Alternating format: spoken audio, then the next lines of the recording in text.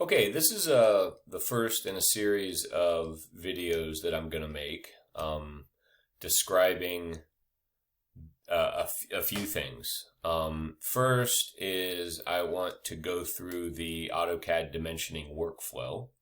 All right, and this is the workflow, the 8-step procedure for creating and dimensioning annotatively in AutoCAD.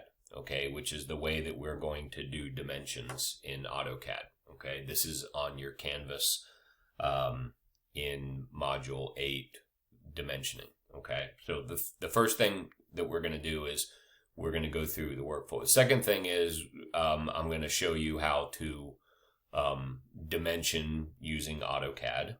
Okay, the techniques and kind of, how you can use the different commands for applying dimensions in AutoCAD. And the third thing is to work through our 2-step process for dimensioning an engineering drawing. Okay, first is to dimension the size of the individual geometric features, and the second is to dimension their location. Okay, so this series of videos, and there's going to be more than one, I'm going to go through those three areas: the workflow, dimensioning in AutoCAD, and then the process of dimensioning. All right. So I'll be referring to this initially, the workflow. Okay. So you can pull that up from Canvas, save it, and use that. But the first drawing that we're gonna work on is this drawing here. This is, well, it doesn't even matter. I don't need to name this. This is not one of your drawings that you're going to be working on for an assignment. This is another drawing, but it's simple enough. I think I described it in the presentation, the lecture presentation that I did. So you actually have the dimensions for this, and I'll put them on Canvas later, but that's not really critical. But we're going to use this as our as our template, as our basis for dimensioning. Okay, so at this point, let me go back to the workflow here. Right, at this point, following the workflow, step number 1 is to complete the drawing in model space.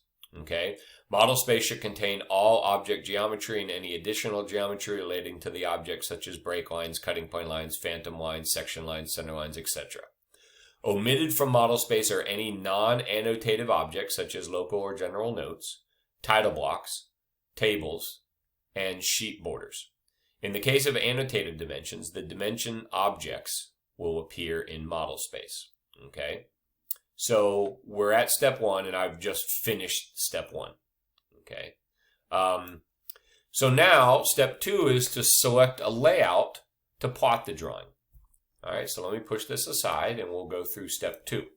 All right, so we're going to choose a layout for this, and I'm going to choose the ISO A3 layout. That's one of the typical ones that we use in our class and for a metric drawing. By the way, this is a metric drawing.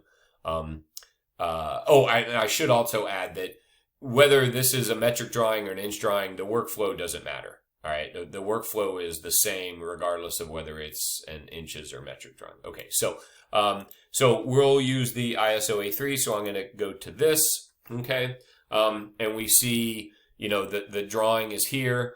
And let's pull this back in again, and it says select a layout to plot the drawing, which I've just done. So that's it. That's step 2, right? See, this is, hopefully you're seeing that this is, getting a little bit easier as you go along. You're already familiar with steps 1 and step 2 in this class. So step 2 says the layout contains the title block and border as well as the viewport for displaying the object from model space. Okay, select a layout that will allow the drawing to be plotted at a sufficient scale so that all features are visible when plotted. The layout is also known as a sheet. Okay, so let's pull this aside. Okay, so that's done. We're done with that. So what's next here?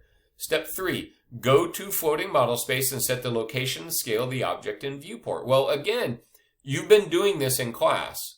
So really steps 1 through 3 are something that you've already been doing regularly for each assignment that you've already turned in.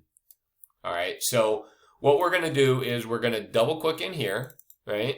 And I'll do a zoom extents, Z space, E space. And I'm going to go down here and choose the scale. I bet 1:1 is going to work. Yeah, 1:1. Whoops, I didn't want to do that.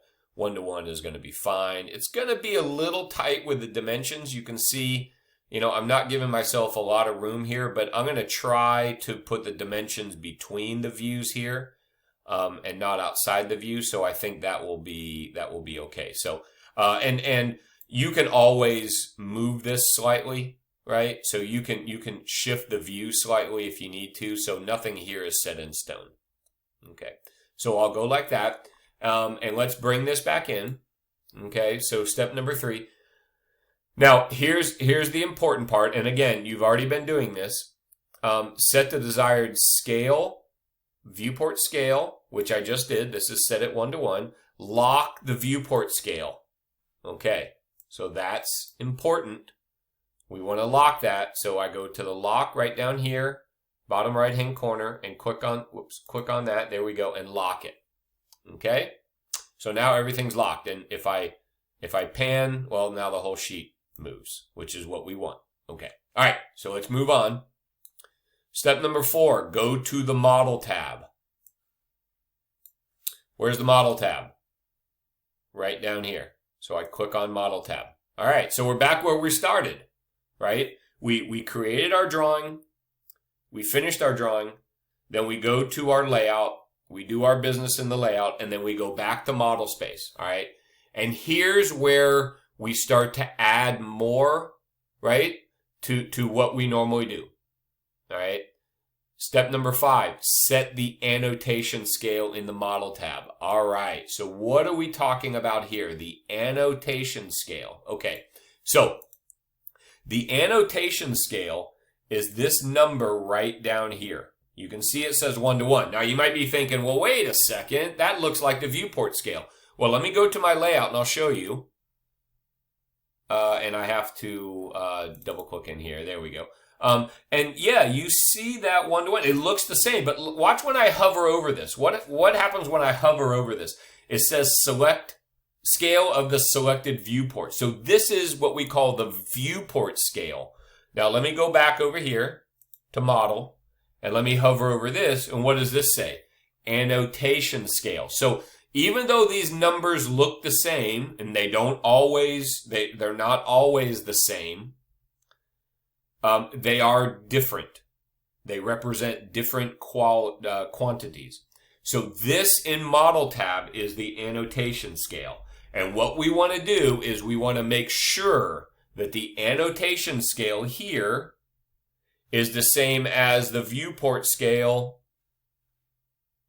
here. So in my viewport scale is 1:1, right? We just set that viewport scale 1:1, then I locked it.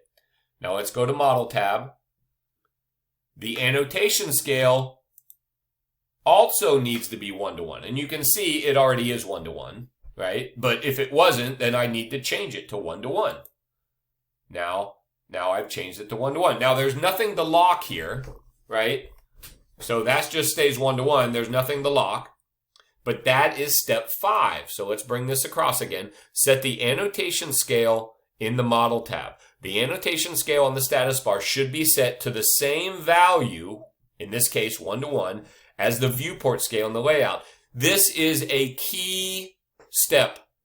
Key. Very, very important. Your dimensions will be messed up if you do not do step 5 properly. Okay? Step number 6, select a dimension style which is annotated and make it the current style. All right, so how do we do this? Select a dimension style. Well, first of all, we're going to go up to annotate, right? Up on the menu, annotate. And our dimensioning panel is right here. You can see the name dimensions. That means this is our dimension panel, dimensions panel. The current dimension style is this style right here. Right now, mine says ISO metric, and you can see that there is a little blue kind of triangular shape right there. That blue triangular shape means that it is an annotative style. Okay? So let me click on this and we'll open this little drop-down box. All right, so those are the 3 dimension styles that I have accessible in this drawing. All right, that's in this drawing. I have one called ANSI English. I have one called isometric, and I have one called standard. You'll notice that isometric has this triangular blue shape right here. That means it's an annotative style. ANSI English does not have that. Standard does not have that. So the only annotative style is isometric. And in fact, the dimension style that we want to use for this drawing is, in fact, isometric. This is a metric drawing, so we must use a metric dimension style. Okay, so we're not going to use ANSI English, we're not going to use standard, we're going to click on isometric, and it should be listed right there, and we are good to go. Okay, so let's bring this back across and let's make sure. Okay, so step number 6, that's where we are now. Select a dimension style which is annotative, which I did, isometric with the little blue shape right there. An annotative dimension style will have a small icon shaped like the end of a triangular scale to the left of the dimension style name. If there are any substyles of the current dimension style, they must also be annotative, right? Okay. Right now, that doesn't pertain, to what we're working on here. All right. So we've done step 6. Now we go to step 7. Set the current layer to the dimension layer. All right. So we know how to do this. We go home and we go up here because we're about to add dimensions. So we want to go to our dimension layer. And there we go.